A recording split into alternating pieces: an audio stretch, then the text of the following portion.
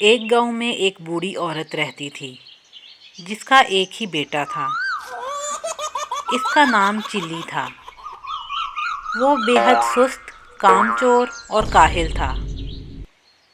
اس کی زندگی کا واحد مقصد خود کو بڑا سمجھنا اور لوگوں کے سامنے اپنی بڑی بڑی باتیں کرنا تھا۔ جب بھی وہ کچھ لوگوں کو اکٹھا بیٹھا دیکھتا، فوراً ان کے قریب جا کر اپنی کامیابیوں کے جھوٹے قصے سنانے لگتا۔ گاؤں والے اس کی اس عادت سے تنگ آ چکے تھے، اس لیے اس کا نام شیخ چلی پڑ گیا۔ شیخ چلی ہمیشہ بڑے بڑے منصوبے بناتا، لیکن ان پر عمل کبھی نہیں کرتا۔ ایک دن ایک شخص نے اس سے کہا، شیخ صاحب، آپ اتنے بڑے منصوبے کیوں بناتے ہیں؟ آپ نے تو ایک ہفتے بعد دنیا سے رخصت ہو جانا ہے، اپنی موت کی تیاری کر لیں۔ یہ سن کر شیخ چلی اتنا ڈر گیا کہ اس نے یقین کر لیا کہ 7 دن بعد اس کی موت واقع ہوگی، اور اس نے اپنی آخری تیاری شروع کر دی۔ سب سے پہلے اس نے اپنی قبر کھدوائی اور اس میں جا کر لیٹ گیا۔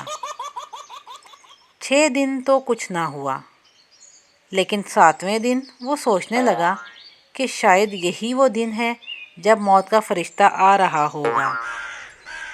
اسی دوران اس کے کان میں ایک آواز آئی، اگر کوئی اللہ کا نیک بندہ انڈے کی ٹوکری میرے گھر پہنچا دے تو میں اسے ایک اشرفی دوں گا۔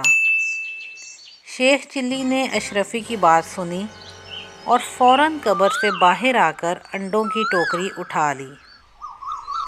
انڈے کے مالک نے کہا، شیخ صاحب، انڈے سنبھال کر لے جانا، اگر انڈے ٹوٹے تو میں کچھ نہیں دوں گا، بلکہ الٹا تم سے پیسے وصول کروں گا۔ شیخ چلی غرور سے بولا، آپ فکر نہ کریں، میں شیخ چلی ہوں، گاؤں کا ہر شخص مجھے جانتا ہے۔ اور پھر وہ انڈے کی ٹوکری سر پر رکھ کر چل پڑا۔ راستے میں وہ خیالات میں گم ہو گیا اور سوچنے لگا، ایک اشرفی سے میں مرغی خریدوں گا، وہ انڈے دے گی، پھر انڈے بیچ کر بکری لے آؤں گا، بکری کے بچے بیچ کر گائے خریدوں گا، گائے دودھ دے گی، اور پھر جب میرے بچے دودھ مانگیں گے تو میں انہیں کہوں گا، یہ لو دودھ۔ یہ سوچتے ہوئے اس نے انڈوں کی ٹوکری کے دونوں ہاتھ ہٹا لیے اور ٹوکری زمین پر گر گئی اور سارے انڈے ٹوٹ گئے۔ انڈے کے مالک نے یہ منظر دیکھا تو وہ رونا پیٹنا شروع ہو گیا اور شیخ چلی روتے ہوئے کہنے لگا، ہائے میرے بچے! گاؤں والے یہ دیکھ کر جمع ہو گئے اور شیخ چلی سے کہا، تمہاری تو شادی بھی نہیں ہوئی، بچے کہاں سے آ گئے؟ لیکن ہاں، انڈوں کے مالک کا نقصان تو تمہیں بھرنا پڑے گا۔ آخر کار شیخ چلی کی ماں آئی اور اس نے ہرجانے کی رقم ادا کر کے اس کی جان بچا لی۔